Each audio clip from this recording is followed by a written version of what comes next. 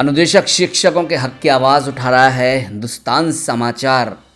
साथियों नमस्कार, आप देख रहे हैं अनुदेशक न्यूज़। मैं हूं आपके साथ टीके देव। यहां पर पिक अपडेट, बड़ी खबर, बड़ा सहयोग अनुदेशकों के लिए हिंदुस्तान समाचार पत्र द्वारा किया जा रहा है। प्रत्येक जनपद में जा जाकर हिंदुस्तान समाचार के संवाददाता अनुदेशकों की चौपाल लगा रहे हैं और उनसे वार्ता कर उनकी समस्याओं को उठाने का काम कर रहे हैं।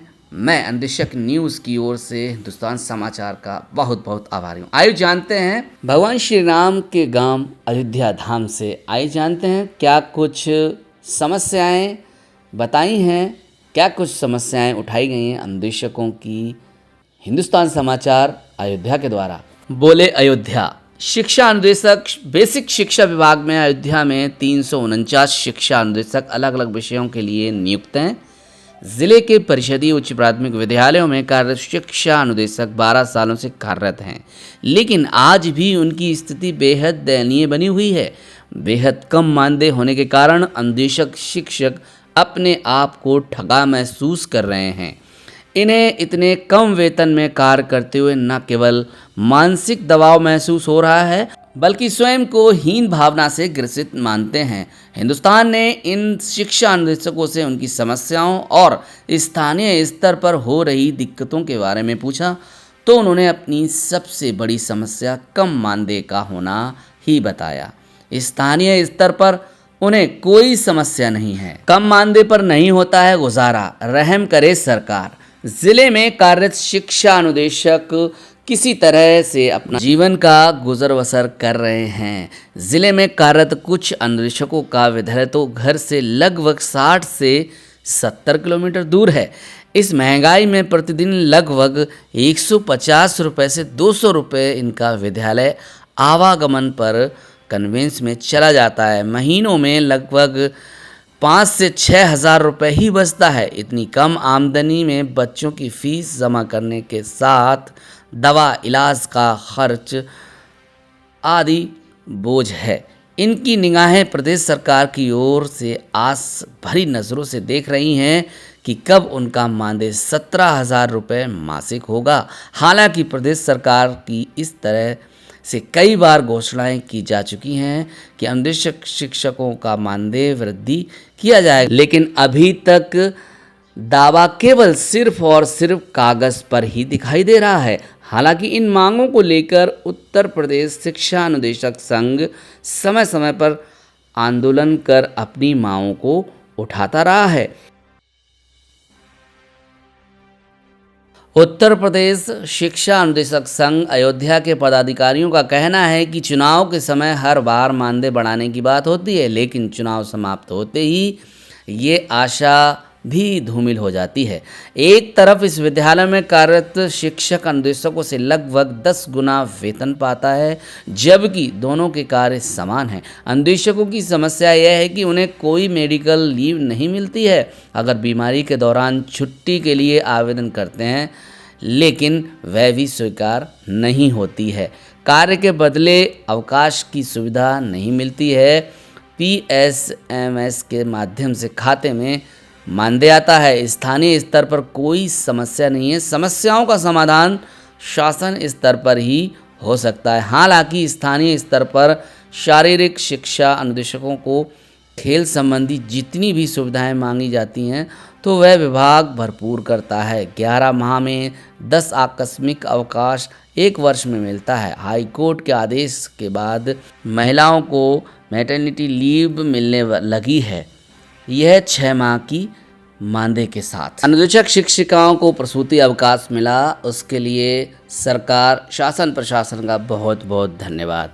दुर्घटना बीमा और मेडिकल की सुविधाएं न मिलने का भी दर्द साफ झलक रहा है। कोई घटना दुर्घटना हो जाए तो कोई भी बीमा नहीं है इनके पास जो इन्हें सहायता मिल जाए। समय से पहुंचना होता है, उस दौरान कोई हादसा हो जाए तो परिवार पर एक बड़ा संकट आ जाता है। 30 से 40 किलोमीटर दूर विद्यालय में अगर जिस ब्लॉक का रहने वाला है, अगर उसी ब्लॉक में नियुक्ति दी जाए तो भी कुछ राहत मिल सकती है। अक्सर समय से मानदेय नहीं मिलता है। ये एक बड़ी समस्या है। साथियों, आगे है, घर से बहुत दूर तैनाती होने से और भी मुश्किलें बढ़ जाती हैं। अन्वेषकों के लिए कोई भी मेडिकल लीव नहीं है। अन्वेषकों के सामने परिवार का गुजर बसर हुआ है बहुत ही मुश्किल। अन्वेषकों की विभिन्न मांगों को लेकर कई बार जिले से लेकर प्रदेश स्तर तक अपनी मांग रखी गई है, लेकिन हर बार सिर्फ वादा मिला है। उत्तर प्रदेश शिक्षा अनुदेशक संघ के मंत्री अतुल वर्मा कहते हैं कि हमारे कुछ अनुदेशक साथियों का दर्द न सह सके और हमारा साथ छोड़कर चले गए। इतने कम पैसे में जब कोई अपना गुजारा नहीं कर सकता है तो अपने परिवार का गुजारा कैसे कर सकता है, यह भी सरकार नहीं सोचती। 2017 में जब योग सरकार आई तब उन्होंने वादा किया था कि सारे लोगों को 17,000 मानदेय दिया जाएगा, लेकिन वह भी सिर्फ और सिर्फ कागज़ पर रह गया। आखिर आज के समय में अन्वेषकों की ऐसी क्या गलती है जो वह भुगत रहे हैं। अब आइए जानते हैं बीएसए साहब क्या कुछ कहते हैं। बोले, जिम्मेदार जिले में कला, शारीरिक शिक्षा, कार्य अनुभव विषय के लगभग 350 कार्यरत अन्वेषकों की बेहतरी के लिए स्थानीय स्तर पर बेसिक शिक्षा विभाग द्वारा वह सभी कार्य किए जा रहे हैं जिनके अनुपालन का निर्देश शासनादेश में है।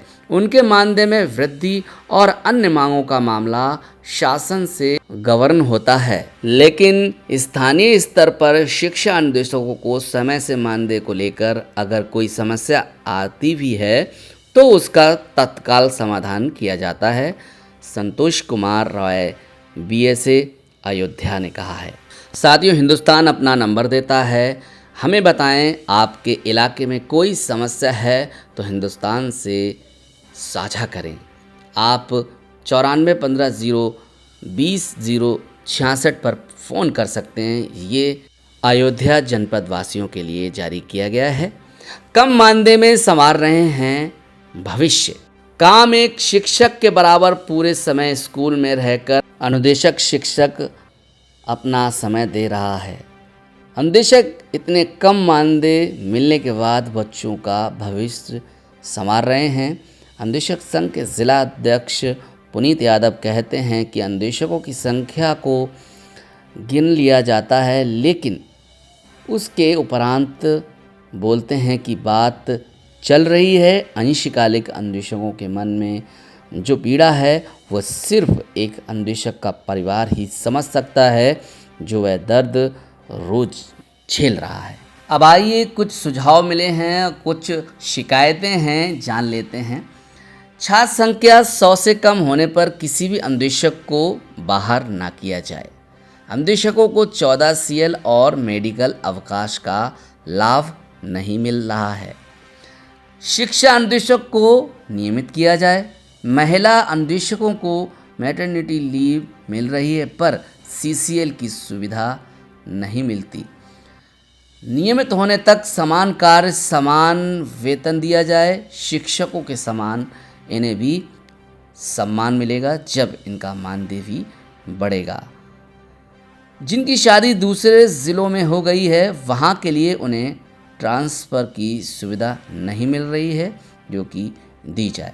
अन्वेषकों को 17,000 मानदेय दिया जाएगा तो वह और मन लगाकर अपना कार्य मेहनत से और दुगनी ऊर्जा से करेंगे।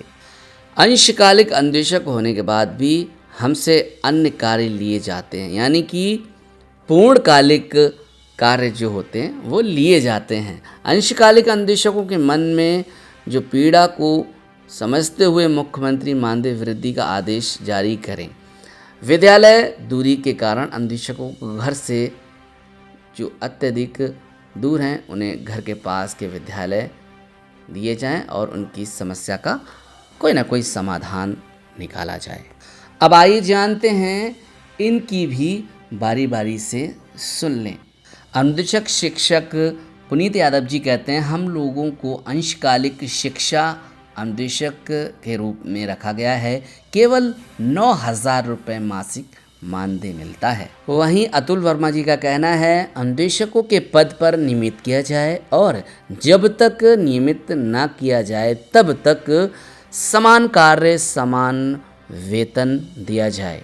महिला अनुदेशकों को सीसीएल की सुविधा मिलने लगे तो दिक्कत नहीं होगी। 14 सीएल और मेडिकल अवकाश भी दिए जाएं, संदीप यादव का कहना है। अनुदेशक रजनीश कुमार जी कहते हैं, शिक्षा अनुदेशकों को 11 माह का मानदेय मिलता है। 1 माह का मानदेय काट लिया जाता है। कम मानदेय से परिवार चलाना मुश्किल हो रहा है। हिंदुस्तान से बात करते हुए रविंद्र सिंह जी ने कहा है, वर्तमान सरकार ने 9,000 रुपये किया परिवार महंगाई जीविकोपार्जन करना टेढ़ी खीर है। सरकार से बड़ी उम्मीदें लगी हुई हैं। शिव कुमार शर्मा कहते हैं, ना तो कोई जीवन बीमा है और ना ही मेडिकल की सुविधा मिल रही है। जीवन हमेशा खतरे में रहता है। मात्र 9,000 रुपये मानदेय मिलते हैं। अनुदेशकों की समस्या यह है कि उन्हें कोई मेडिकल लीव नहीं मिलती है। मेडिकल के दौरान छुट्टी आवेदन कर छुट्टी लेनी होती है जो स्वीकार्य भी नहीं होती है, यानी कि उन्हें उस दिन का पैसा नहीं मिलता है जब वो हॉस्पिटल में एडमिट होते हैं। कुलदीप कुमार जी का ये कहना है। अनुदेशक सुनील वर्मा जी कहते हैं, हमें कम से कम मेडिकल और ईएल अवकाश की तो सुविधा सरकार को देनी ही चाहिए। भरण पोषण कैसे होगा, बीमा सुविधा भी मिले। आगे हिंदुस्तान से दर्द बयां किया है शिवचरण गुप्ता जी ने।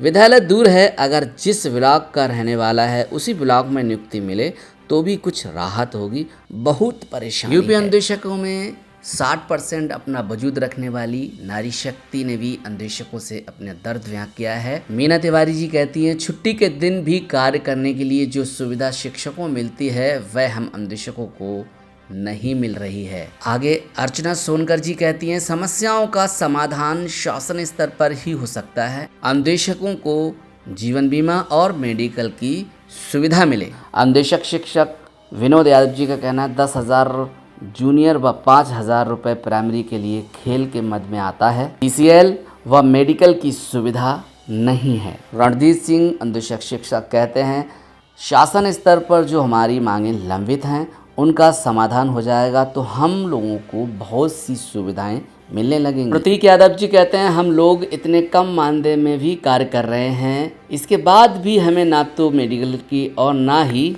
ईएल अवकाश की सुविधा मिलती है। बोले अयोध्या, अनुदेशक शिक्षकों की समस्या समाधान हेतु प्रयास किया गया है। हिंदुस्तान समाचार पत्र के द्वारा प्रदेश के समस्त अनुदेशकों की तरफ से मैं डीके देव अनुदेशक न्यूज़ से आप सभी का आभारी, आप सभी के लिए प्रार्थना करता हूँ कि आपकी मुराद जल्द पूरी हो और आपकी जो मुख्य समस्याएं निकल कर आई हैं, जैसे कि मानदेय वृद्धि को लेकर सीसीएल, ईएल और सीएल, इन सभी की सुविधा और बीमा की सुविधा आप सभी को मिले, यही हमारी ईश्वर से प्रार्थना है। कल मिलेंगे किसी और जनपद के साथ। हिंदुस्तान समाचार पत्र की पूरी कवरेज को वीडियो के माध्यम से आप सभी तक पहुंचाएंगे। तब तक के लिए ज़्यादा से ज़्यादा लोगों को ये शेयर कीजिए। भगवान श्री राम की नगरी अयोध्या के उन सभी लोगों को वंदन, नमन और एक प्रार्थना कि भगवान श्री राम अनुदेशकों के घर भी दिवाली लाएं और जल्द लाएं। मिलते हैं किसी और अपडेट के साथ। आप देख रहे थे अनुदेशक न्यूज़, बने रहिए हमारे साथ। जय हिंद, जय भारत, वंदे मातरम, सत्यमेव जयते।